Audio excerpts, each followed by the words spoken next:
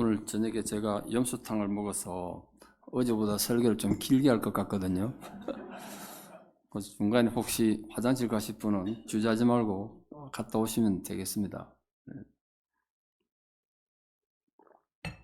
근데 우리 이찬호 목사님 한 가지 불만이 있는데 목사치고 너무 잘생겼어요. 난 처음에 보고 무슨 영화배우 만난 줄 알았어요. 보기가 너무 좋고 우리 신학교 후배관데 기대가 됩니다. 정말 앞으로 우리 목사님을 통해서 이 지역이 정말 변화되는, 내일 또 제가 말씀을 드릴 텐데 축복의 통로가 되고, 목사 잘 만나는 것도 성도도 복이거든요. 정말 복이에요. 정말 복입니다. 목사도 성도들 잘 만나야 되지만 서로 잘 만났을 것 같아요. 네. 아름다운 소식이 계속 잘 들리고 이렇게 멀리 퍼져가기를, 멀리 있지 않으니까 제가 기도하겠습니다. 네. 제가 한국에서 목회할 텐데요, 저희 교회가 이 사거리 간선도로의 한 모퉁이에 2층, 3층을 교회를 있었습니다. 대각선으로 슈퍼마켓이 있었는데 그 주인들은 교회를 안 다녔지만 아이들이 우리 교회 교회학교를 다녔기 때문에 제가 목사인 거 알고 가끔 찾아가면 물건 갖다 깎아주고 뭐 그랬습니다. 하루는 토요일 날 설교를 준비하는데 물을 마시라고 보니까 목양식에 물이 다 떨어졌더라고요. 그 슈퍼마켓에서 물을 사러 갔죠. 그래서 내가 물병을 갖다가 그 계산하는 데다 탁 올려놨습니다. 이분이 계산을 딱 해주면 될 텐데 저를 한번 쳐다보고 물병을 쳐다보고 또 저를 한번 쳐다보고 물병을 쳐다봐서, 아니 왜 계산을 안 해주지? 저도 물병을 봤더니 그 물병에 마크가 이런 게 하나 붙었더라고요. 건복주 마크가. 저는 평생 소주를 마셔본 적이 없기 때문에 이렇게 소주가 이렇게 페트병에 나오는 걸 몰랐어요. 내 눈에는 물로 보여가지고 그 물병에는 같이 있었는데 하여간 그래서 그때 갖다 놨는데, 소주가 이런 게 나오는구나. 아이고 놀래가지고 갔더니 그때 그분이 그냥 계산만 해줬으면 목욕실 가서 혼자 한잔 하는 건데 그냥. LA에서 제가 한 3년 정도, 이게 18년 동안 세카른 오기 전에 3년 LA에서 목회를 했었는데요. 한 번은 남성교회에서 야외 예배를 간다고 해서 가족도 동반해서 야외에 가서 이제 예배를 마치고 식사하기 전에 원래 한다고 해서 이제 자리를 비켜서 저쪽에서 이제 남성교회 원래를 하고 있었습니다. 이쪽에는 식사를 준비해서 이제 보자기로 덮어놨더라고요. 괜히 오늘 메뉴가 뭔지 궁금하더라고요, 제가. 그 덜쳐봤다가 깜짝 놀랐어요, 제가. 그날마다 신장마비걸로 죽는 줄 알았습니다. 그게 중국집에서 파는 술 꼬량주 있지 않습니까? 그걸 갖다 놨더라고. 그 내가 뭐 그때부터 심장이 뛰기 시작하는 게 너무너무 불행한 목사가 된 거예요.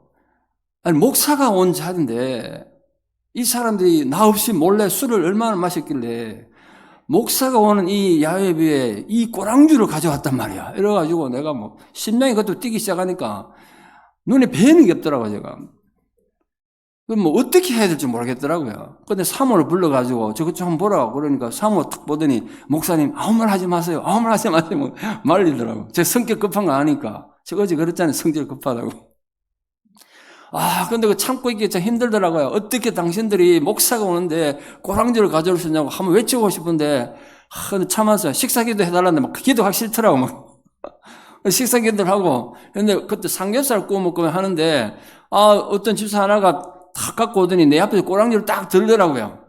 그래서 내 눈이 동그래서, 아니, 이것들이 정말 나하고 한판 하자는 거죠, 오늘 막. 이래가지고 내가 막, 성질이 얼마나 많습니까? 그런데 거기 안에 참기름 넣는 거 있죠, 참기름. 고기 찍으면 참기름을 햇불 그거 담은 거예요. 제가 그날마다 한마디 했으면 분위기가 이상해지고 나 이상한 목사 될 뻔 했는데 끝까지 참기를 잘했죠. 내가 그 사건들을 통해서 정말 깨달은 게 하나 있는데요. 여러분은 눈을 얼마나 믿습니까? 여러분 눈이 얼마나 정확하다고 믿으세요? 그때부터 난 내 눈을 안 믿게 됐어요. 사람을 볼 때든 사물을 볼 때든 내가 틀릴 수 있다는 걸 인정하게 됐어요. 교회를 제가 해보니까 특히 이민교회가 참 힘든 이유가 교회 안에 독립투사가 너무 많더라고. 자기 정의감에 젖은 사람이 너무 많아. 그런 사람은 나중에 하나님도 필요 없어요. 성령도 필요 없어요. 내가 하나님이고 내 생각이 복음이야. 자기 생각대로 안 되면 뒤집어 엎어버리는 거죠. 그런 사람들이 많더라고요. 크로스웨이 교회는 그런 사람 한 분도 없으리라 생각됩니다만 저 세크라멘토 가면 이상한 교회 하나 있는데 그거 있다고요. 그런 사람들이 많아. 내가 보고 자기 정의감이 너무 젖었더라 사람들이. 그러니까 우리 교회가 그렇게 악명이 높았던 거예요. 그거 두드리 부수는데 18년 걸렸는데 아직도 요새 두드리 부수고 있습니다 지금. 이걸 부탁합니다. 자기 정의감이 젖지 말고 말씀으로 자기를 자꾸 깨뜨리셔야 돼요. 말씀이 내 안에 와서 깨뜨려야지. 내가 자꾸 말씀을 남도질 하면 되겠습니까? 오늘 주제하고는 별로 관계는 없습니다만 오늘 그 저녁에 보신탕 먹었다고 지금 이렇게 한마디 드린 겁니다. 힘이 남아 돌아가지고. 아프리카에서 아이들에게 지혜를 들려주기 위해서 읽히는 동화책이 있는데요. 제가 동화책을, 아프리카 동화책, 번역은 안 돼 있는 것 같은데 아주 한 20몇 년 전에 읽었던 기억이 있습니다. 내용이 이런 겁니다. 닭을 키우는 아프리카 어떤 농부가 우연히 숲속에 갔다가 갓 태어난 독수리 새끼가 땅에 떨어져 있는 걸 발견했습니다. 의미가 어디가 없고 놔두면 죽을 것 같아서 그 독수리 새끼를 데려다가 자기 집 닭장에서 닭들과 뿅아리들과 함께 키웠습니다. 그리고 5년이 지났습니다. 5년이 지났으니까 이 독수리 새끼가 얼마나 커졌겠어요. 그런데도 이 독수리는 그 닭장 안에서 닭들과 함께 먹이 싸움하고 있는 거예요. 근데 그 지역에 세계 조류학 학회가 열려서 유명한 조류학 교수가 회의 참석했다가 산책을 하러 갔다가 이 농부를 만나게 됐습니다. 농부 집에 방문하게 됐는데 교수님 깜짝 놀랐습니다. 큰일 났다고. 농부가 무슨 큰일 났습니까? 이 집 닭 다 죽게 생겼다고. 왜 그럽니까? 저 집 닭장 안에 독수리가 어떻게 득이 들어가 있다고. 그러니까 농부가 웃으면서 저 독수리 아닙니다. 무슨 소리 하냐고. 저 큰 날개가 뭐였냐고. 그건 독수리 아니라 그래서 내가 저 독수리인 거 한번 증명해 보이겠다고. 한번 해보시라고. 닭장 안에 들어가서 이 교수님이 독수리를 탁 들고 막 흔들면서 이랬습니다. 넌 독수리야. 닭장 안에서 뿅아리들과 모이 싸움하고 있을 존재가 아니야. 막 그랬습니다. 그러니까 이 모이 먹고 막 행복해했던 독수리가 처음 보는 어떤 사람이 와서 자기를 막 들고 흔드니까 불편하고 힘들어가지고 막 몸부림 쳐가지고 땅에 내려와서 또 안전한 마음을 가지고 또 먹이를 막 쪼아 먹었습니다. 눈이 희둥그레져가지고 이 어떻게 이런 일이 있냐고. 그때 농부가 이렇게 말했습니다. 내가 그 독수리 새끼를 주워다가 5년 동안 뿅아리처럼 키웠기 때문에 그 독수리는 지가 뿅아리 줄 안다고. 그렇게 말했어요. 그럴 수가 진짜. 내가 지금 조류학 교수인데 독수리가 뿅아리 되면 자기 존재 의미가 없어지잖아요. 내가 한 번 더 증명해 보겠다고 하고 한번 해보라고. 그래서 이번에는 독수리를 원래 높은 데 나니까 그 독수리를 가지고 지붕 위에 올라갔습니다. 좀 더 높은 데 올라가서 그것도 막 들고 흔드는 겁니다. 넌 독수리야. 너는 날아 올라야 돼. 그럼 아까보다 더 높은 데 올라와가지고 막 흔들어 제끼니까 더 힘들어진 이 독수리가 막 몸을 치다가 이 교수 손에 벗어나서 땅에 내려와서 또 편안해하며 아주 행복하게 모이를 쪼아 먹었습니다. 농부가 그걸 보고 웃으면서 보라고. 그건 독수리가 아니라고. 내가 닭으로 키웠기 때문에 지가 닭인 줄 안다고. 고민에 빠진 교수님이 내가 마지막으로 한 번만 더 시도해보겠다고. 그러니까 학을 할 수 있는 거 마음대로 해보라고 그랬습니다. 숙소로 돌아서 고민에 빠졌습니다. 어떻게 하면 저 독수리라 이거 내가 독수리구나 그걸 깨닫게 할 수 있을까? 이런 새벽에 아직 해가 뜨기 전에 그 닭장에 가서 독수리를 자기 배낭에 넣고 울러매고 높은 산으로 올라가기 시작합니다. 독수리는 거센 바람이 불어닥치는 높은 산에서 원래 야생을 갖고 나니까 혹시 그러면 이 독수리가 내가 독수리구나 깨달을 수 있을까 해서 거기 이제 둘러매고 올라가는 겁니다. 아직 해도 뜨지 않은 이런 새벽에 올라갔습니다. 이제 거센 바람이 불어닥치는 산 정상에 올라가서 땀을 뻘뻘 올라간 교수님이 독수리를 끄집어내놓고 이제 그 막 흔들어 제낍니다. 바람이 막 불어 닥치는데 이 저 앞에 바람을 맞대게 해놓고 막 흔듭니다. 넌 독수리라고. 뿅아리들처럼 땅바닥에 모이를 쭉 살면 안 된다고. 그러니까 이제 막 이 독수리가 졸도할 지경이 됐습니다. 그 높은데 난생천 높은데 산꼭대기 올라와서 내려다 보니까 까마득한데 바람은 거세게 불지 이 사람이 도대체 나하고 무슨 억하 심령에서 날 이렇게 괴롭히는가? 너무너무 불안해서 막 돌아버릴 지경이 됐습니다. 근데 그때 저 동쪽 하늘에서 태양이 떠오르기 시작합니다. 해가 떠올랐어요. 이거 태양의 광렬한 광선이 이 독수리 눈에 와서 내려 쪼였습니다. 그러니까 이 태양빛이 자기 눈에 들어오는 순간 독수리가 자기도 모르게 몸속에서 뭔가 꿈틀거리는 걸 느꼈습니다. 뿅아리들하고 땅 땅바닥에 모이만 쪼아 먹느라고 한 번도 쳐다본 적 없는 태양이 그날 자기 눈에 와서 꽂힌 겁니다. 이게 독수리가 한 번도 느껴보지 못했던 어떤 뜨거움이 자기 가슴 속에서 치밀어 오른 걸 느끼기 시작합니다. 그 얼마간 시간이 흐른 후에 갑자기 독수리가 날개를 펴더니 날개짓을 하기 시작하고 서투르지만 날기 시작했습니다. 처음에는 바람에 휘청거렸고 어색한 날개짓이었지만 곧이어서 더 높이 더 멀리 날아가서 다시는 돌아오지 않았다는 내용에 동합니다. 이건 하나의 우화지만 하나의 상징성을 가지는 중요한 의미가 있는 스토리라고 생각합니다. 새들의 왕이라고 일컬어지는 독수리가 새장 안에서 모이를 쪼아 먹으며 행복해하는 건 거짓에 속은 거짓 평화 아닙니까? 그건 가짜 평화예요. 그런데 어쩌면 우리들 모습이 그럴지도 모른다는 거예요. 우리는 하나님의 위대한 독수리로 태어받고 하나님의 위대한 독수리의 부름 받았는데 사소한 것에 목숨 걸고 살도록 그렇게 어떤 존재로부터 자꾸 속임 당한다는 거예요. 그래서 농부로 상징되는 사탄은 언제나 우리를 속여요. 넌 독수리가 아니라고. 넌 독수리가 아니라고. 그저 모이나 쪼아 먹으며 행복해하면 되는 닭이라고. 그렇게 우리를 속여요. 그래서 우리는 언제나 나의 참된 본분을 망각하고 삽니다. 독수리로 태어난 놀랍고도 귀한 본분을 잃어버리고 초라한 통닭구이 신세를 살아가요. 그러나 조리와 교수로 상징되는 예수님은 오늘도 우리에게 다가오셔서 우리를 들고 너희는 이 땅에 속한 존재가 아니라고. 너희들은 저 높은 하늘에 천국에 속한 존재라고. 너희들은 날아 올라야 한다고. 오늘 우리를 격려하고 위로하시는 겁니다. 독수리가 태양을 바라보고 생기를 회복해서 날아오른 것처럼 바로 우리들이 십자가에 달리신 예수님을 바라보고 그 예수님의 공로를 바라볼 때 높이 날아오를 것이고 하나님 자녀의 참된 권세를 회복하게 될 것입니다. 오늘 이 저녁에 여러분 어떤 형편을 갖고 어떤 마음을 가지고 이 자리에 오셨는지 모르겠습니다만 돌아갈 때는 모두 다 위대한 하나님 독수리로 저 높은 하늘을 힘차게 날아오르는 하나님의 독수리로 돌아가기를 축원합니다. 오늘 본문을 보십시오. 하나님의 백성의 모습을 이렇게 선포하고 있습니다. 독수리의 날개치며 올라가면 같을 것이요. 여러분 우리는 날아 올라야 합니다. 왜? 우리가 비록 병들고 나이 들고 힘들게 이 세상에 살지만 우리 본분은 우리 시민권은 하늘이 있기 때문입니다. 우리 시민권은 하늘이 있어요. 잊으시면 안 돼요.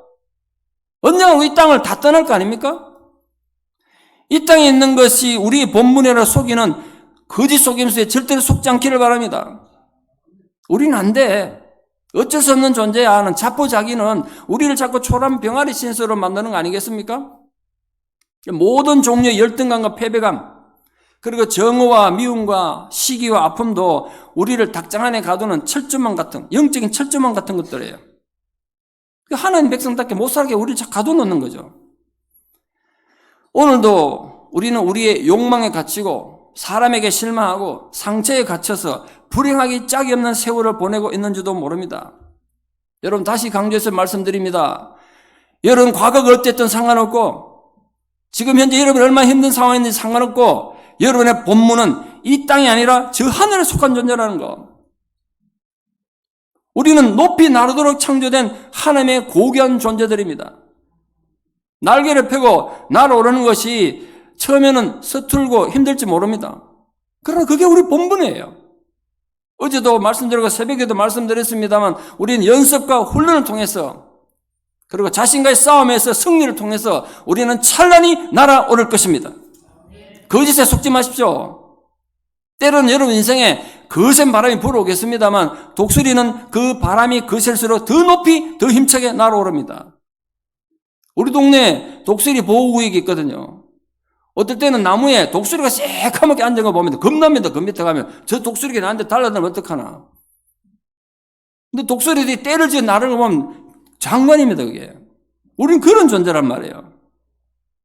하나님은 우리도 그렇게 될 수 있다고 오늘도 우리를 격려하고 위로하고 계십니다. 여러분 바로 그런 하나님의 존귀한 자녀의 날개짓을 하며 자유롭게 삶을 향해 날아오를 수 있기를 축원합니다.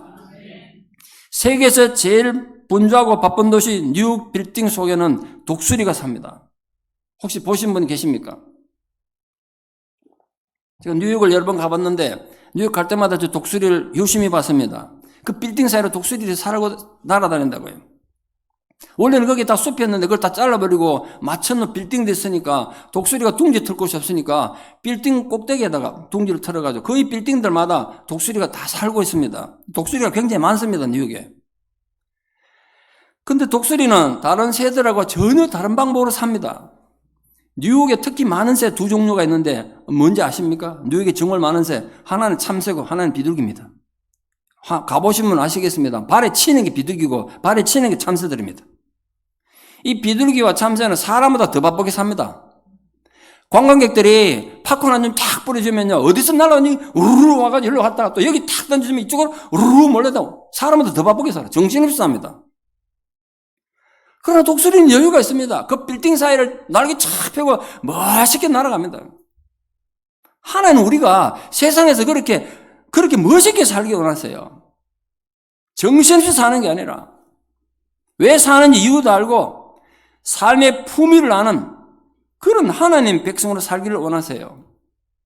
내가 여기 있는 이유, 너를 훈련하고 준비시킨 이유가 이때를 위함이라는 하나님의 이유를 알고 사는 자들 되기를 바랍니다. 또한 하나님의 목적을 알고 자신의 존귀한 가치를 알고 살기를 원합니다. 아울러서 모름지기 예수 믿는다는 자들은, 하나님 백성들은 품위 있게 살아야 됩니다. 성도들은 품위 있게 살아야 돼요. 세상에서든 교회에서든 좀 멋있게 사셔야 됩니다. 그런데 한국 교회가 지금 어느 때보다 한국 사회에서 비판의 대상이 되고 있습니다. 여러분, 드라마나 영화에서, 제가 드라마 영화를 자주는 못 봅니다. 가끔 제가 보면 그 스토리상 아무 관계도 없는데 괜히 기독교를 집어넣어가지고 기독교를 비판하는 게 무슨 유행처럼 돼 있습니다, 지금. 뭐 그런 거 안 하면 사람들이 영화를, 드라마를 안 보는지 모르겠습니다만 저는 개인적으로 굉장히 불만이 많습니다. 한국에 있는 교회들이 왜 이런 걸 보고 그냥 가만히 있는지. 교회들이 전부 들치 일어나가지고 방송국에서 항의를 하든지 영화관에 가서 이런 거 상영 못하게 만들어야 되는데 그걸 그냥 두더라고요. 사람들은 그거 보고 교회는 진짜 나쁜 곳이구나, 교회는 문제 많은 곳이구나, 그 은연중에 그거 보고 자꾸 배우겠더라고요. 그게 내가 요즘 굉장히 불만이 많습니다. 근데 그렇게 된 이유는 그동안 교인들이, 하나님 백성들이 너무나 품위를 잃었기 때문에 그렇게 된 게 아닌가 이렇게 생각해요. 여러분의 존재하는 삶의 모든 현장에서 하나님 백성으로서의 품위를 잃지 않고 사는 백성들 되기를 바랍니다. 독수리는 새들의 왕 아니겠습니까?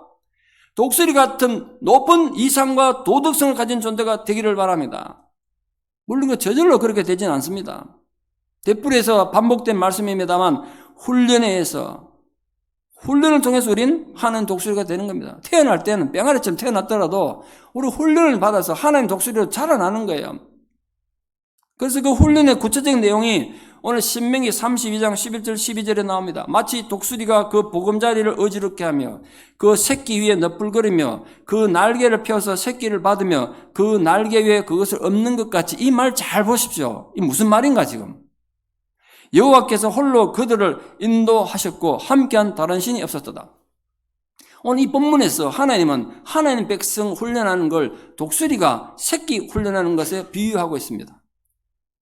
저는 그 동물의 왕국에서 두 번인가 이 독수리가 새끼를 어떻게 훈련하는지 본 적이 있는데 그때 그거 보고 성경에 하나도 틀린 게 없구나. 오늘 방금 읽은 말이 그대로 나오더라고요. 그게 실제로 이 방금 읽은 말씀이 그냥 지나가는 말이 아니라 독수리가 금방 알아서 태어난 새끼를 키워서 정말 새들의 왕인 독수리로 훈련시키는 과정이 지금 방금 다 들어있던 거예요.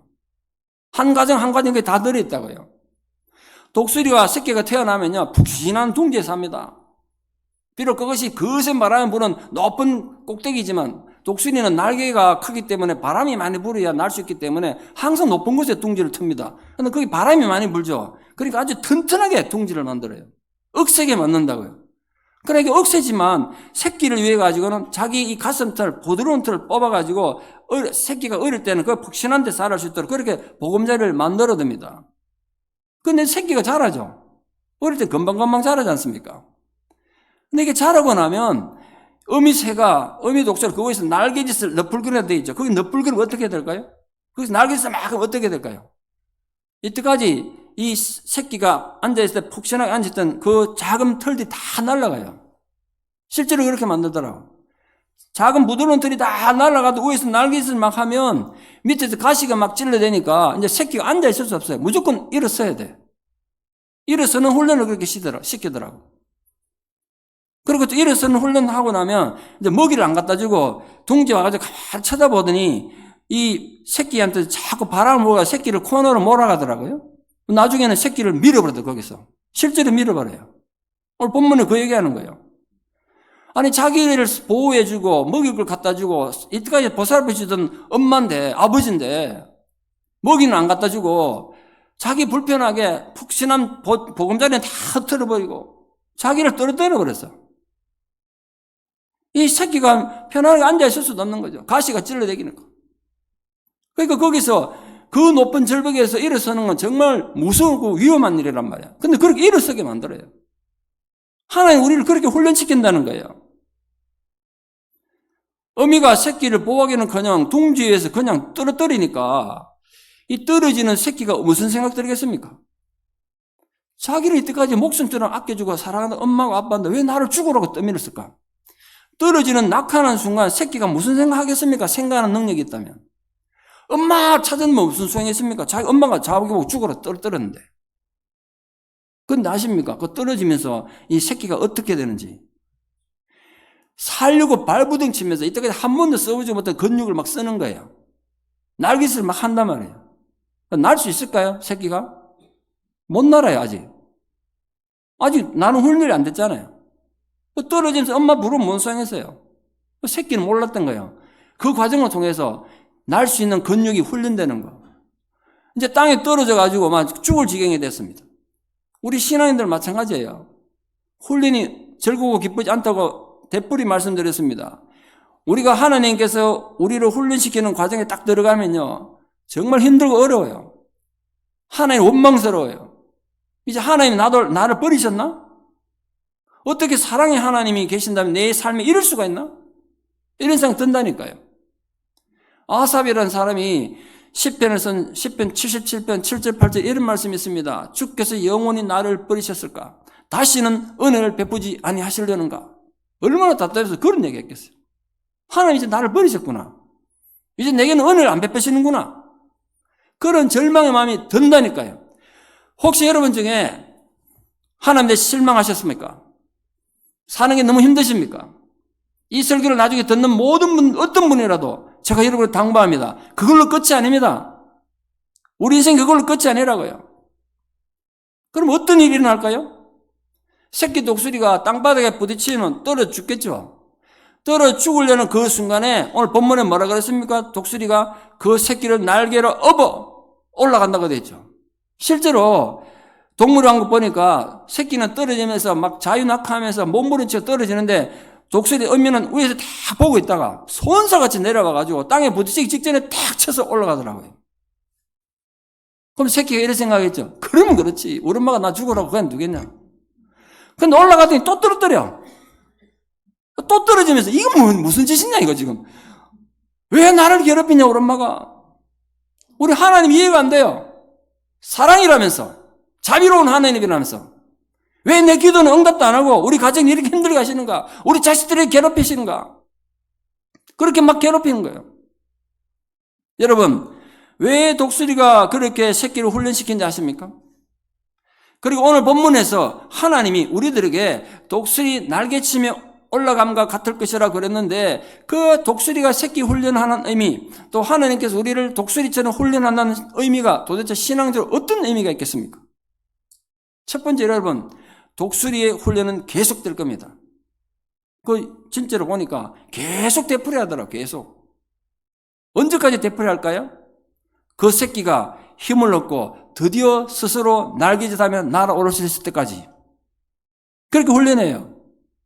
그래서 폭풍이 불어와서 다른 새들은 맥도 못 추리고 다 날려가도 새끼 독수리는 그 폭풍을 타고 점점 더 높이 올라가는 힘을 얻을 때까지 훈련할 거란 거예요. 오늘 하나님께서 독수리가 새끼 훈련하는 것처럼 우리를 훈련한다 그러셨거든요. 마찬가지로 하나님도 우리를 그렇게 훈련한다는 거예요.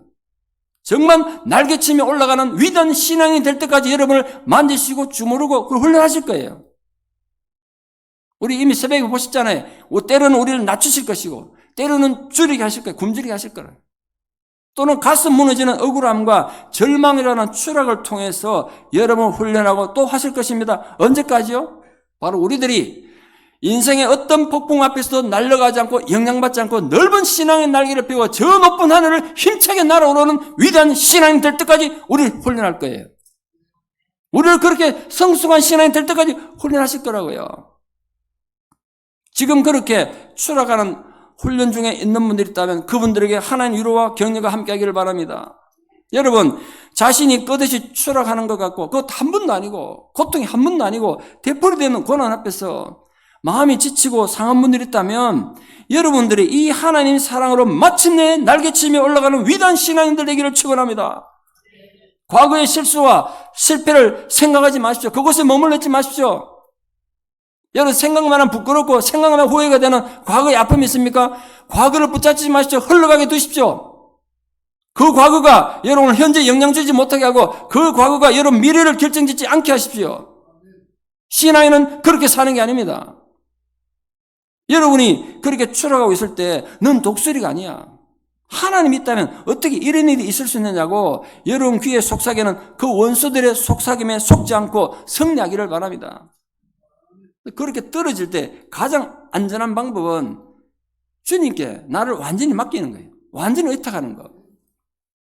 여러분, 신앙인이 인생에서 성공하고 성숙한 신앙인이 되고 싶으면 하나님 의지하는 것부터 배우셔야 돼요. 하나님 의지하는 거. 적당한 의탁은 누구나 합니다. 적당히 믿기는 믿어. 근데 완전히 믿지 않는 거야. 이게 성도들의 약점이에요. 하나님 안 믿는 거 아니에요. 근데 완전히 믿는 것도 아니야 또. 적당히 믿으니까 인생도 적당히 사라지고 신앙의 열매도 적당히 맺는 겁니다. 완벽하게 그분을 믿어보십시오. 그러면 그분이 가장 안전한 방법으로 여러분을 안아다가 보호하고 격려하시며 우리들의 날개가 힘을 얻을 때까지 박수치며 격려하실 것입니다. 그 하나님 아버지의 격려와 위로가 이 시간 여러분 모두의 가슴에 뜨겁게 부어지기를 진심으로 축원합니다. 오늘 두 번째로 독수리가 왜 그렇게 어렵게 새끼를 훈련하는지 아십니까? 참새처럼 왜 새끼를 편하게 두지 않을까요? 그 이유는 바로 독수리는 참새가 아니기 때문에 그래요. 참새가 점깃줄 위에 새끼들 앉혀놓고 떨어뜨려가지고 받고 훈련할 수 있습니까? 참새는 하라도 못해요. 새끼 받을 힘이 없기 때문에 하고 싶어도 못해요. 그러나 독수리는 자신이 있는 거예요. 새끼를 떨어뜨려도 내가 다시 받아 올릴 힘이 있고 자신이 있으니까 훈련한단 말이에요. 독수리는 자신이 있으니까. 생각해 보십시오. 우리 하나님이 그 독수리보다 못한 존재겠습니까? 여러분들이 이제 내 삶의 모든 희망은 끝났다고 생각되는 그런 추락을 경험하고 있을지라도 하나님은 우리를 안전하게 착 받아서 우리를 하나님 형상으로 다듬어 갈 힘이 있으신 분이라는 걸 그걸 믿으셔야 돼요. 하나님은 신실하신 분이다. 그 하나님은 그 능력을 믿을 뿐만 아니라 어제도 말씀드렸습니다. 여러분 입으로 자꾸 선포하십시오. 힘들고 어려울 때 있습니까? 낙심될 때 있죠. 신앙인도 우울증 걸립니다. 그때 여러분 스스로 낙심하게 두지 말고 스스로 외치세요. 제가 자신을 보고 외친다니까요. 박 목사 왜 또 우울하냐? 왜 이렇게 풀이 죽었냐? 하나님 돌아가셨냐? 힘을 가져라. 용기를 가져라. 주를 향해서 힘차게 일어서라. 내가 나를 외치면 너무너무 도움이 돼요. 여러분 하십시오. 하나님께 우리 그런 권세를 줬는데 왜 그래요? 그걸 외치시라니까요. 난 이렇게 이 절망에서 내가 저 나를 괴롭힌 저 사람들 때문에 내 절대로 무너지지 않을 것이다. 내 힘든 상황 때문에 내 신앙을 팔아먹지 않을 것이다. 나는 하나님 위대한 승리자로 우뚝 설 것이다. 그렇게 외치십시오. 근데요, 아이고 죽겠네 그러면 진짜 죽어요. 진짜 죽는다니까. 그럼 여러분 축복을 여러분 입으로 쏟는 거예요. 여러분 사탄은 가만히 있다가 우리가 불평하고 원망을 하기만 기다리겠어요. 우리가 불평하고 원망하는 건요, 사탄의 낚시바늘에 미끼를 무는 거예요. 이런 낚시를 저는 한 번도 잘 해본 적 없습니다만 낚시바늘 물고기에 딱 무는 순간 물고기가 몸은 물 안에 있지만 지 몸이 지 몸 아니잖아요. 낚시꾼 거야 이제. 끄는 대로 끌려다녀. 사탄이 똑같아요. 평소에는 가만히 있다가 여러분이 원망하고 불평할 때 딱 낚여가지고 그래 네 원망하고 불평하고 네 일리 있다. 계속 원망해라. 얼마나 억울하냐. 소리쳐라. 여러분 그렇게 충동질 한다니까요. 왜 우리가 사단에 조종당하겠어요? 비록 우리 현실에는 그런 영적 공격이 수없이 많겠지만 그 공격들을 이기고 지키는 힘이 우리에게는 이미 약속으로 주어져 있습니다.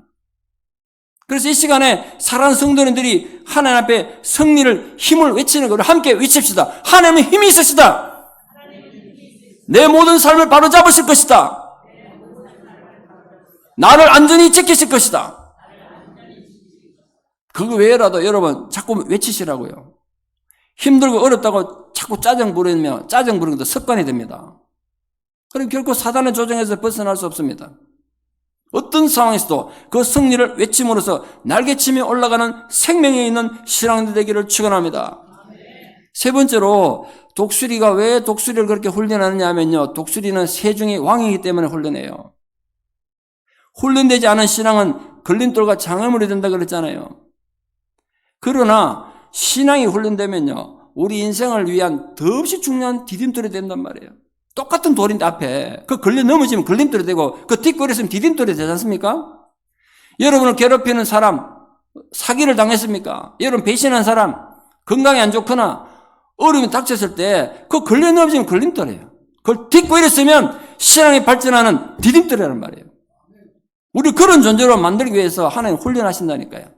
거룩한 백성이며 왕같은 제사장을 만드시기 위해서 우리를 훈련을 통해서 초라한 참새 같았던 존재들이 왕같은 독수리로 다시 태어나는 것입니다.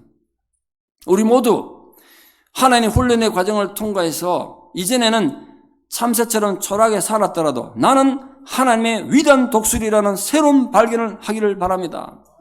여러분 하나님은 훈련되지 않은 사람 안 쓰세요. 훈련되어 쓰세요. 누구든지 하나님께 쓰임받고 싶습니까? 감정으로 되는 거 아니에요. 훈련이 먼저 되셔야 돼요. 사역하는 것보다 더 중요한 건 하나님과 올바른 관계 훈련이 먼저 되는 거예요. 그러니까 하나님과 올바른 관계 훈련은 없이 사역만 하면 제가 수없이 그런 사람 봤는데 제가 경험해 보니까 시중팔고 교만에 빠지든지 심각하게 타락하든지 둘 중 하나더라고요. 훈련이 안 되니까. 사역이 중요한 게 아니에요. 그러니까 잊지 마십시오. 사탄이 어떻게 생겨나는지 이미 말씀드렸잖아요. 날마다 하나님 면전에서 직접 하나님 쳐다보고 하나님 찬송하다가도 교만해지니까 자기를 찬송하게 되고 자신이 하나님처럼 되려고 하다가 타락한 게 사탄이라고 성경이 가르치고 있지 않습니까? 그러니 우리 모두 하나님의 위대한 일꾼, 올바른 신앙이 되기 위해서는 반드시 훈련이 필요해요. 훈련이 즐겁고 기쁠 수가 있습니까? 다 힘들고 어렵죠. 그러나 모든 세상의 위대한 군대는 훈련을 통해서 태어났습니다. 하나님 군대도 마찬가지입니다. 여러분 어느 날 갑자기 하늘에서 뚝 떨어진 영웅은 없습니다.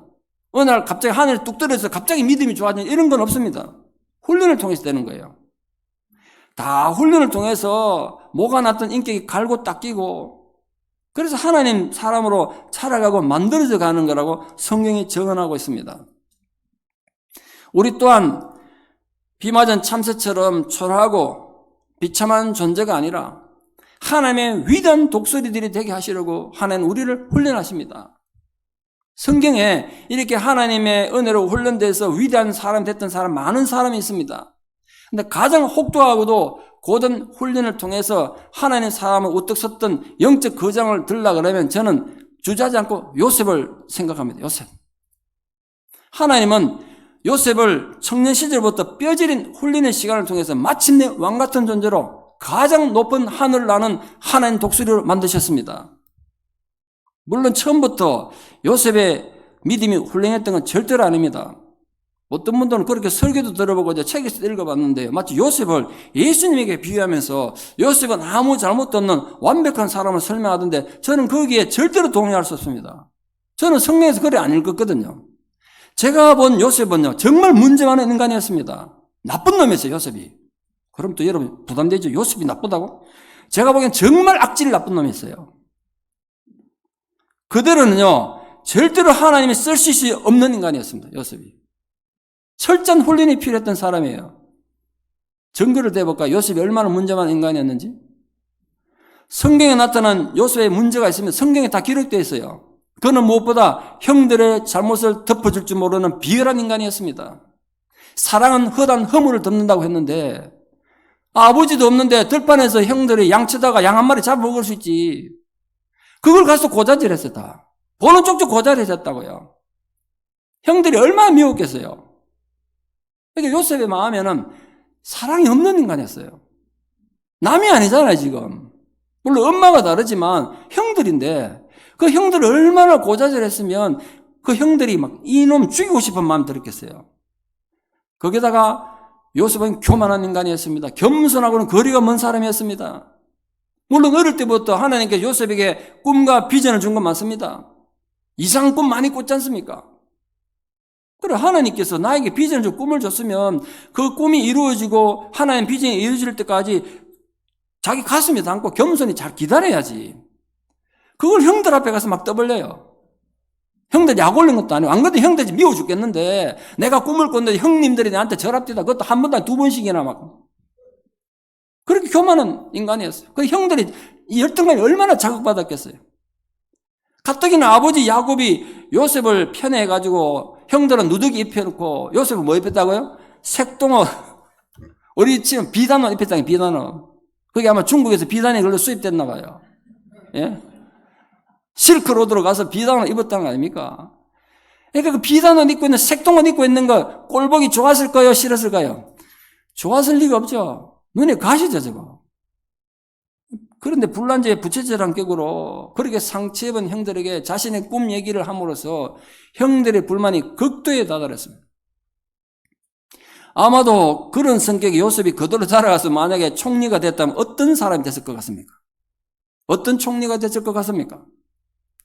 아주 잔인하고 아주 교만하지 않았겠습니까? 총리가 아닌데도 형을 사랑할 줄도 모르고 자기 자랑하는 사람인데 그 상황에서 총리가 되어보세요. 얼마나 교만한 인간이 됐을까. 그대로는 하나님 요셉을 절대로 쓸 수 없었어요. 성경 잘 읽으셔야 돼요 여러분.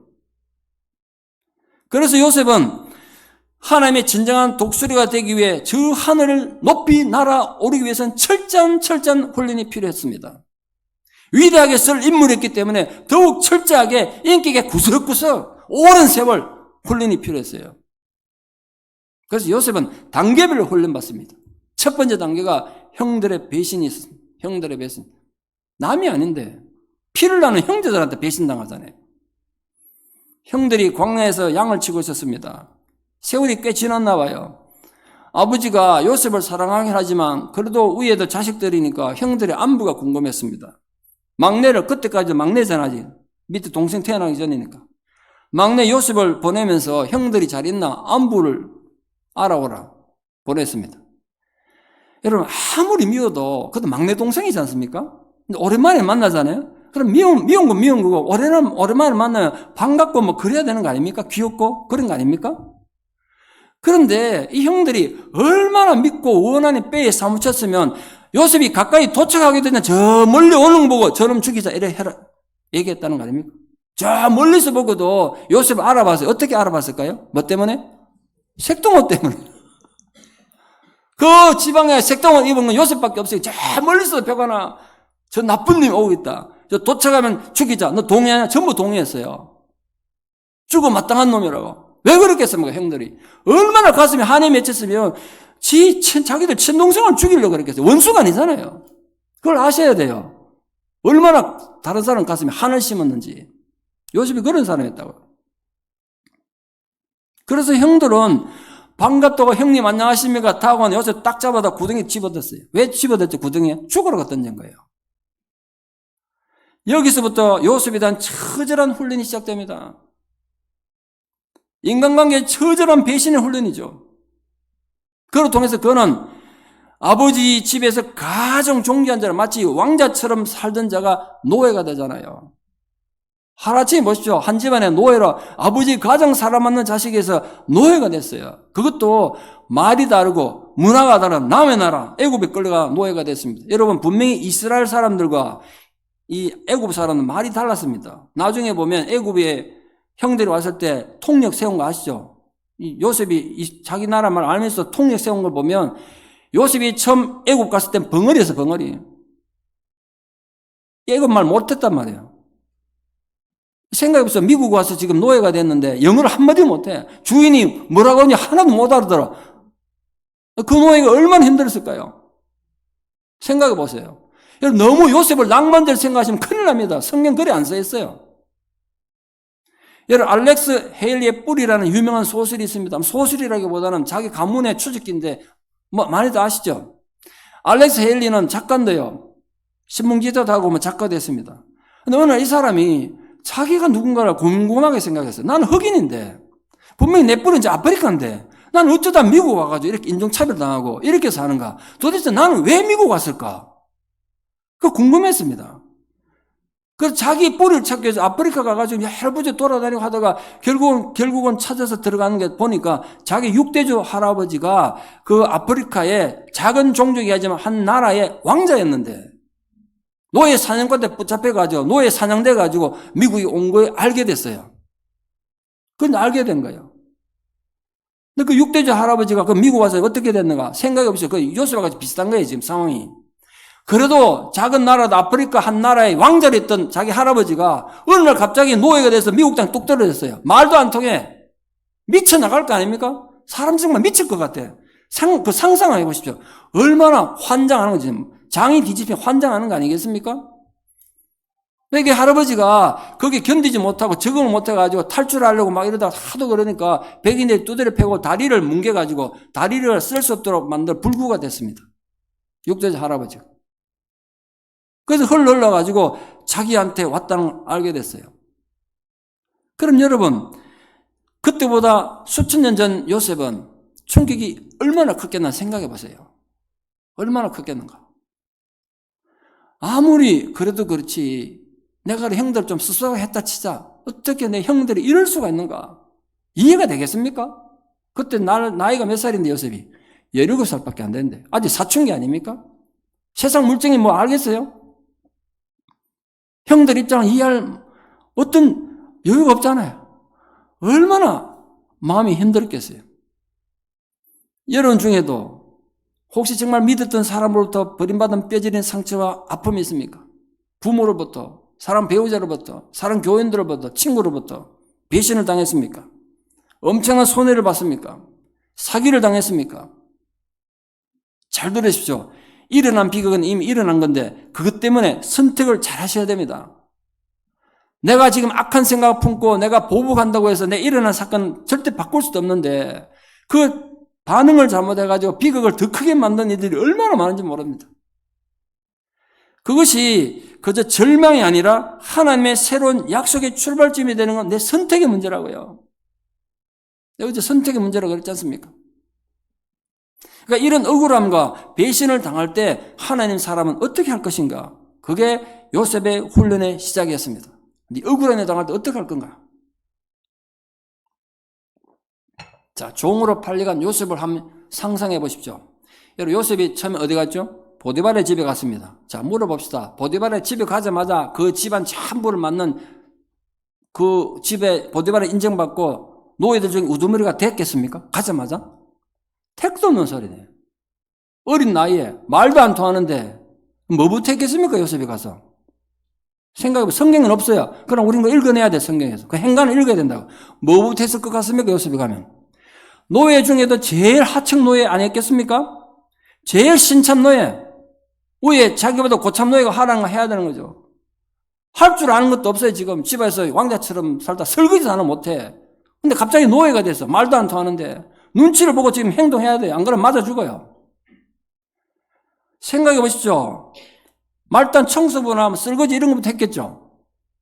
그 위에 고참이 너 저 마당을 썰어라. 무슨 소리인지 모르겠는데 빗자루를 보니까 썰으라는 것보다 마당을 썰러 갔습니다. 마당을 썰다가 보니까 내가 왜 이 짓 하고 있나 생각되는 거야. 내가 어느 날 갑자기 여기 왜 이 짓 하고 있나. 형들이 너무 미운 거야. 아, 형들이 그래도 그렇지 어떻게 동생을 이렇게 노예를 팔아먹냐. 막 성질 나가지고 빗자루한테 에이 성들 이렇게 빗자루 했다 칩시다. 그럼 위에 선배들이 보고 가만 뒀겠습니까? 맞아 죽었겠죠 그냥. 근데 요셉은 마당을 하나 썰어도 열심히 썰고 충성스럽게 썰었단 말이에요. 이해되십니까? 아직 어린 노예고 말도 안 통하는데 고참이 보니까 저놈 쓸만한 놈이네. 뭐든 맡기면 잘하네? 믿을만한 놈이네. 인정을 받았단 말이야, 위에. 쉽게 말하면 소대장한테 인정받고 소대장이 중대장한테 얘기한 거야. 우리 소대에 저런 놈이 있는데 저거 델타 쓰면 될 것 같습니다. 점점 올라갔던 거 아닙니까? 그게 나중에 어디까지 기회 들어갔다고요? 보디발 기회까지 들어간 거예요. 이번에 히브리에서 온 노예가 하나 있는데 아주 어린 놈인데 정말 믿을 만하고 충성스럽습니다. 그 보디발이 그래? 한번 데려와봐. 근데 보니까 정말 인물도 잘생겼는데다가 일을 잘해. 이찬원 목사님만큼 못생겼겠지만 잘생겼대, 요셉이. 여러분, 제가 조프란테 목사님이라고요. 제가 예수전도는 훈련받을, 디테스 훈련받을 때 그 20한 몇 년 전인데, 20한 4, 5년 전에 뵀을 때, 제게 하나님의 사랑을 알려줬던, 제게 정말, 제게는 바울 같은 분이십니다.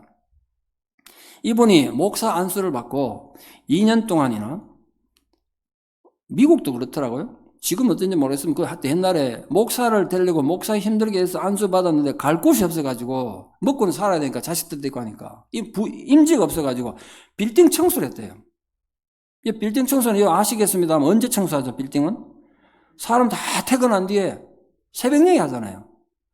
아무도 없는 빌딩에 그 큰 빌딩에 이제 여러 명이 이제 청소를 하는데 하다 보니까 자기 신세가 너무 힘든 거야. 2년을 그러고 있어. 나 지금 목사인데 목회를 하러 가야 되는데 남은 빌딩에 새벽에 잠도 못 자고 청소하고 있으니까 하루 너무 힘들어서 막 울면서 하나님께 기도했어요. 하나님 너무 힘들어요.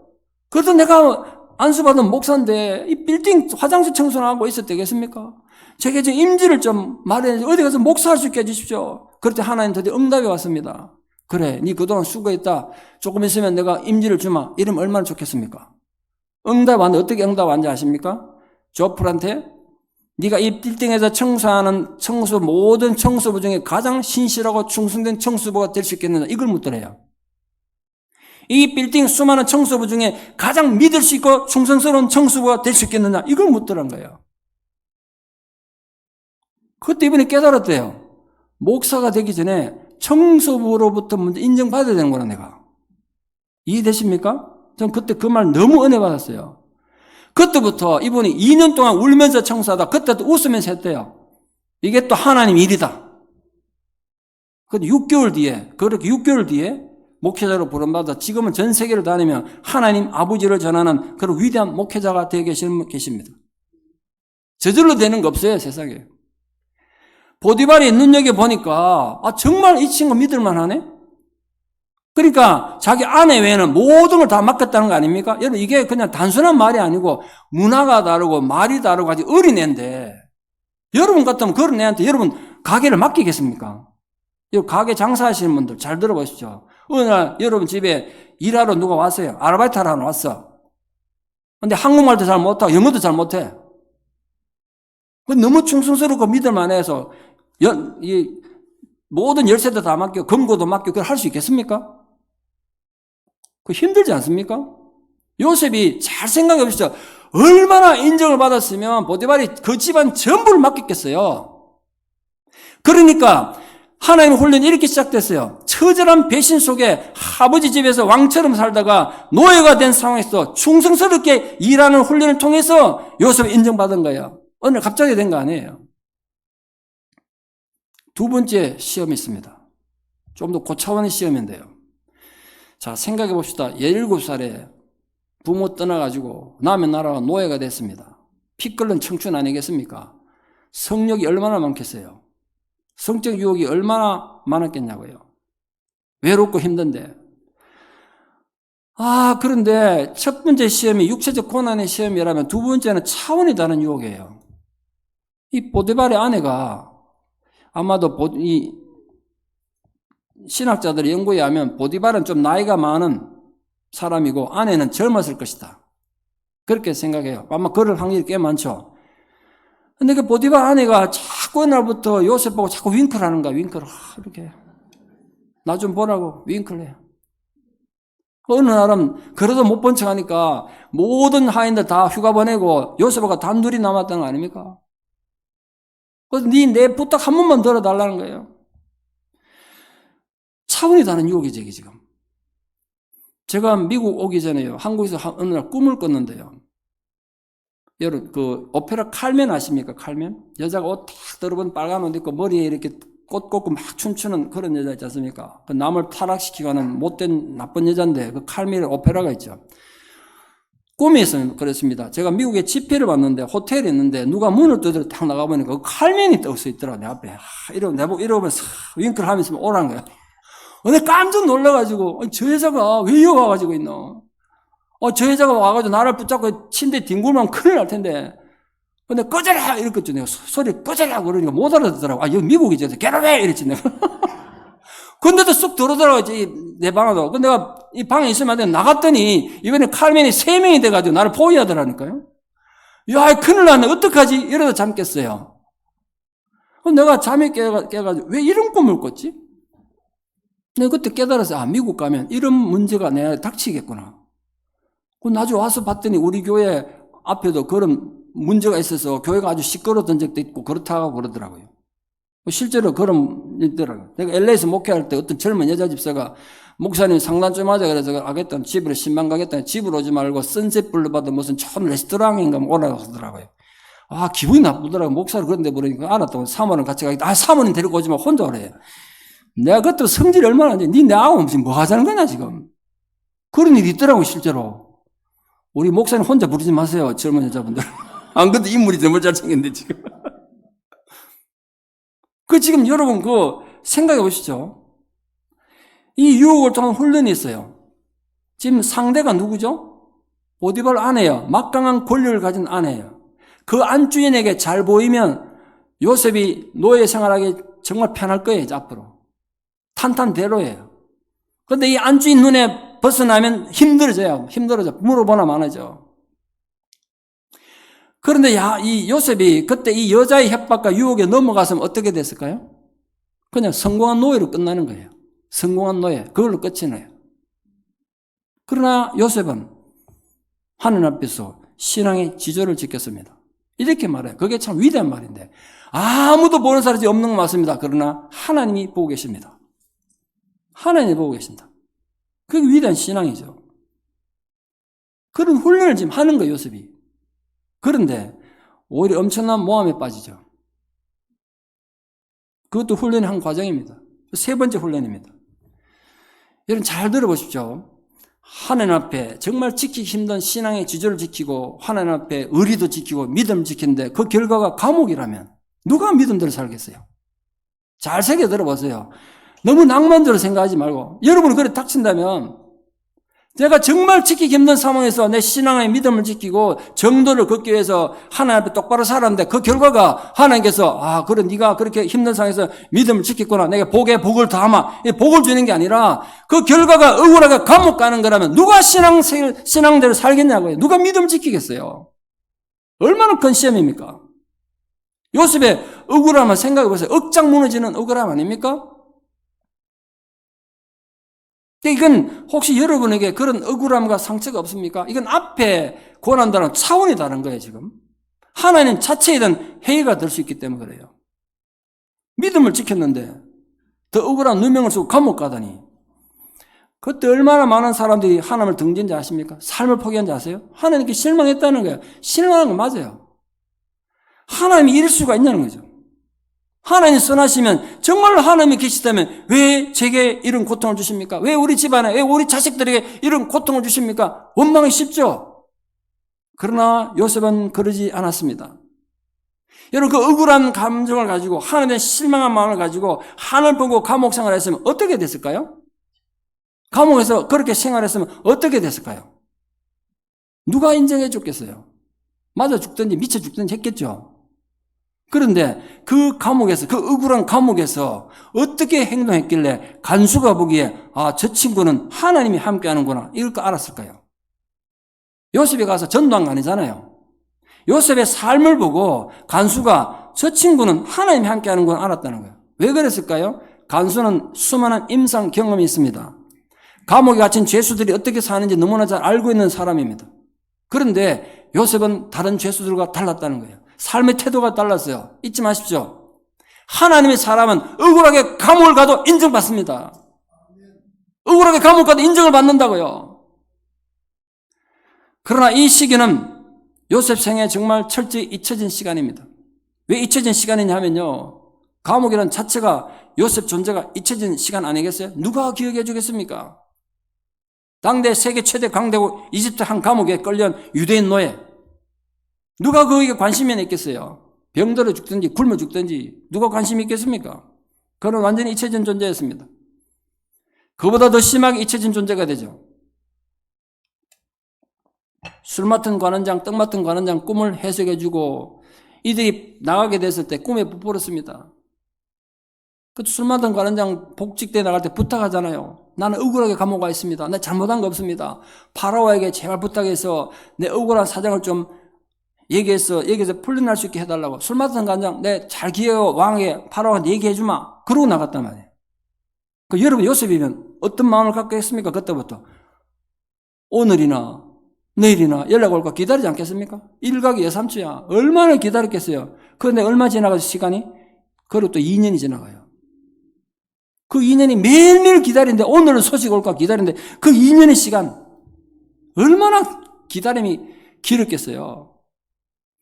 제가 요셉을 생각해 보니까 처음에는 막 희망이 부풀지 않았겠습니까? 그 떡 맡은 거 하는데 술 맡은 거 하는데 나가면서 막 별 얘기 다 하고 갔을 거라. 걱정하지 마라. 네 기억하겠다. 이제 어쩌면 이 지긋지긋한 감옥에서 벗어나서 자유를 얻을 것이다. 그랬는데 2년의 세월이 또 무심하게 흐를 때 요셉의 희망은 완전히 깨지고 말았습니다. 그는 정말 이제 온 세상에서 완전히 잊혀진 존재가 된 것 같았습니다. 아무리 희망도 없이 완전히 잊혀진 존재가 됐을 때 그럼 하나님 백성들은 어떻게 해야 되는가? 잘 생각해 보십시오. 그 훈련의 시간을 잘못 보내고 발악을 했으면요 감옥에서 맞아 죽든지 미쳐 죽든지 하지 않았겠습니까? 그러나 요셉은 참고 기다렸습니다. 요셉은 자신의 인내로 자신의 구원을 이룬 것입니다. 요셉에게 마지막 훈련이 있는데요. 잘 아시다시피 마침내 궁전으로 갔습니다. 이 요셉에 대해 또 오해하시는 게 있는데요. 꿈 해석하는 잘해서 당대 세계 최대 왕국이었던 애굽의 총대리신 된 거 절대로 아닙니다. 꿈 해석 하나 잘해서 된 거 아니에요. 여러분 만약에 실력도 없는 인간을 당대 세계 최대 강국이었던 애굽 총대리신 앉혀줬다 칩시다. 감당되겠습니까 그거? 감당되겠냐고요. 소대장도 못할 놈을 한 나라 총대리신 시켰다. 어떻게 감당해요? 실력 없으면 감당 안 되는 거예요. 궁진이라는 곳이 동서고금을 막론하고 얼마나 암투가 심하고 정적이 많은 곳인데 실력 없으면 당장 목이 달아나든지 정적들에서 처형당하고 말았겠죠. 그러나 요셉은 하나님의 광야의 연단을 통해 훈련이 된 사람이었습니다. 그는 실력을 갖춘 사람이었어요. 첫째, 형들에게 버림받은 구덩이에서 인간이란 무엇인가를 배웠습니다. 인간은 신뢰할 존재가 아니구나. 여러분 사람 믿지 마십시오. 인간 믿는 건 정말 어리석은 거예요. 인간은 그냥 사랑의 대상이지 신뢰의 대상이 아니에요. 그걸 배운 거예요. 보디발의 집에서 그 큰 집안에 온 집안 살림을 꾸리면서 경제는 이렇게 해야 되는구나. 경제를 배웠습니다. 감옥에서는 정치를 배웠습니다. 왜? 당시 술 맡은 관원장, 떡 맡은 관원장은요. 지금은 식당 주방장 말하는 거 아닙니다. 지금의 권력으로 따지자면요. 내무부 장관쯤 되고 아니면 대통령 비서실장쯤 되는 사람들이에요. 하도 암살이 많아가지고 그 정도 믿을 사람 아니면 술 맡거나 떡 맡는 관원장이 될 수 없어요. 그들은 이미 술 맡은 관원장, 떡 맡은 관원장이라면 애굽 내뿐만 아니라 국제 정세까지 다 아는 사람들이에요. 그 사람들 수발 들면서 세계 정세도 배우고 애굽의 나라가 어떤 나라 다 배운 거예요. 하나님은 결코 헛되이 우리 삶을 사용하지 않으십니다. 하나님의 모든 사건에는 결코 우연이 없습니다. 철저한 훈련을 통하면 마침내 하나님을 쓰십니다. 드디어 그래서 요셉은 애굽 총리가 됐습니다. 그럼 제가 물어보겠습니다. 애굽 총리가 됐으면 시험이 끝났을까요? 시험이 끝났습니까, 요셉? 본격적 시험이 남아 있습니다. 진짜 시험은 이제부터예요. 이때까지는 예고편이고 본편이 시작돼요. 왜 그렇죠? 인간이란 고난보다 권력 앞에서 본색이 드러나기 때문에 그래요. 그 영국 속담에 그 인간의 인격을 알려면 사람 됨됨이를 알아보려면 고난보다도 권력을 줘보라는 속담이 있습니다. 지금 세계 최대 강대국 이집트 총리 대신 됐지 않습니까? 여러분의 요셉이라면 뭐부터 먼저 할 것 같습니까?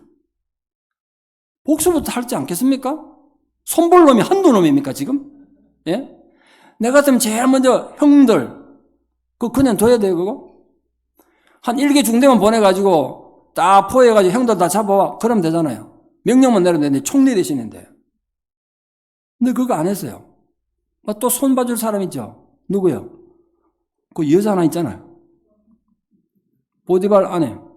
지금 자기 요셉이 보디발보다 지금 위에 상급이란 말이에요. 총리 대신이니까. 지금 당장 보디발 집에 가서 그 여자 잡아와. 이러면 되잖아요. 안 했어요, 그거를. 그리고 술 맡은 가는 자도 섭섭하잖아요. 니 나하고 약속해놓고 왜 안 지켰냐? 삭탈관절 시킬 수 있는데 안 했다고 해요. 아무것도 안 했어요. 왜 그랬을까요? 왜? 이게 요셉의 진짜 시험이었어요. 그런 막강한 힘을 가졌을 때 그 힘을 어떻게 사용할 것인가, 이게 요셉의 진짜 시험이고 마지막 시험이에요. 하나님이 그에게 준 축복을 어떻게 선용할 것인가. 여러분, 복수할 힘이 있지만 하지 않고 참는 것, 그걸 성경 용어로 오래 참음이라 합니다. 오래 참음이 그런 뜻이에요. 그에 더하여 복수할 그 원수들을 내가 복수하지 않고 참을 뿐만 아니라 오히려 그 원수를 도와주는 걸 성경 용어로 온유함이라 합니다. 요셉은 오래 참는 사람이었고요. 온유한 자 같았습니다. 형들 보고 위로하잖아요. 내가 당신들 자식들까지 책임지겠다 나중에 위로하죠. 형들은 불안해가지고 아버지 야곱 죽고 나니까 요셉이 복수할까봐 막 없는 거짓말 막 하잖아요. 그때 요셉이 울면서 형들을 위로하잖아요. 그게 온유함이에요. 그게 22년의 훈련의 결과였습니다. 요셉이 22년을 훈련받았습니다. 왜 22년인지 아십니까? 17살에 부모를 떠났는데 30살에 총리가 됐거든요. 풍년 7년이 지났고 흉년 2년째 형을 만나고 아버지 만납니다. 딱 22년이에요. 39살에 만났어요. 17살에 집 떠나서. 그 22년은 그냥 지나간 세월이 아니에요. 예전에 형들의 잘못을 고자질하던 그 요셉, 자기 자랑하던 그 요셉이었으면 절대로 그런 거 참을 수 없는 일 아니겠습니까? 그런데 요셉이 변했습니다. 훈련됐거든요. 그러니까 한 사람이 훈련되고 나니까 온 집안이 되살아난 역사가 됐습니다. 그게 신앙인의 복입니다. 내가 예수 잘 믿으니까 문제 많은 이웃들이 복받는 일들이 일어나는 것이 하나님의 독수리들이 이 땅에서 이루는 하나님의 나라란 말이에요. 때로는 세상에서 우리가 억울함을 당하고 배신을 당해서 지칩니다. 특히 가까이 있는 사람들에게 인격적으로 모욕을 당합니다. 참을 수 없는 분노로 또 깨지고 부서지지만 우리 하나님은 우리를 지킬 수 있는 능력이 있으십니다. 나를 어려움 속에서 다듬으셔서 왕같은 존재로 세우실 것입니다. 하나님 사역에 일꾼이 없는 것도 문제입니다만 훈련도 안 되고 준비도 안 되는 사람들이 자꾸 일하려는 게 더 골치 아픕니다. 그 교회 안에는요, 종놈은 있어도 종님은 있으면 안 돼요.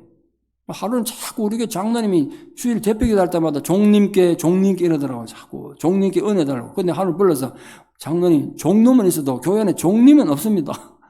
기도할 때 종님이라고 그러시면 안 됩니다. 어떻게 하나님 앞에 종님이라고 합니까? 네, 이래 말이죠. 교회 안에 종님이 많으면 골치 아파요. 종님은 자꾸 대접받으려고 그러거든요. 여러분 다 종놈 되기를 축원합니다. 대답이 아멘이 약한데요. 남자보다는 종놈이 되시고 여자보다는 종모가 되십시오. 교회 사역, 하나님 사역들은 종놈이 하는 거예요. 종님이 하는 거 아니에요. 그러므로 훈련을 잘 받는 자녀가 되기를 바랍니다. 그래서 마침내 하나님 때가 됐을 때 정말 존귀한 존재로 우뚝 서는 생명 있는 신앙들 되기를 바랍니다. 오늘 이사야 40장 30절 말씀을 마지막으로 여러분에게 우리 아버지 하나님의 살아있는 약속으로 드립니다. 오직 여호와를 앙망하는 자는 새 힘을 얻으리니 독수리 날개치며 올라감 같을 것이요 다른 박질하여도 곤비치 아니하겠고 걸어가도 피곤치 아니하려로다. 지금 지치고 마음이 상한 모든 분들에게 선포합니다. 여러분은 독수리 신앙으로 살아가도록 부름받은 존귀한 존재들입니다. 여러분은 참새 같은 초라한 존재가 결코 아닙니다.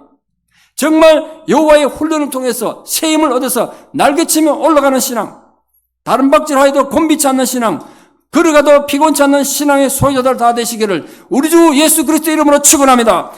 기도드리겠습니다. 존귀하신 아버지 하나님의 은혜와 사랑을 진실로 감사드립니다. 세상 만민 중에 우리를 불러 우리가 비록 초라한 병아리 같고 참새 같은 그런 존재였음에도 불구하고 우리를 불러 하나님은 위대한 독수리로 세워주셨습니다. 우리를 다듬고 훈련시켜 날개치며 올라가는 신앙인으로 다듬어 주셨습니다. 주여 우리가 어떤 억울한 상황, 어떤 답답한 상황, 어떤 실패와 고통 가운데서도 결코 무너지지 않고 날개치며 올라가는 위대한 하나님 독수리들이 되게 도와주시옵소서. 이 시간 사랑하는 모든 성도님들에게 성령의 뜨거운 기름 부으심이 함께 해주셔서 우리 모든 성도들 심령 가운데, 그 중심 가운데, 그 심장 가운데 살아 움직이는 하나님의 역사가 함께 해주셔서 우리 모두가 날개치며 올라가는 위대한 하나님 독수리들 다 되게 도와주시옵소서. 예수님 이름 받들어 축복하며 기도드리옵나이다. 아멘.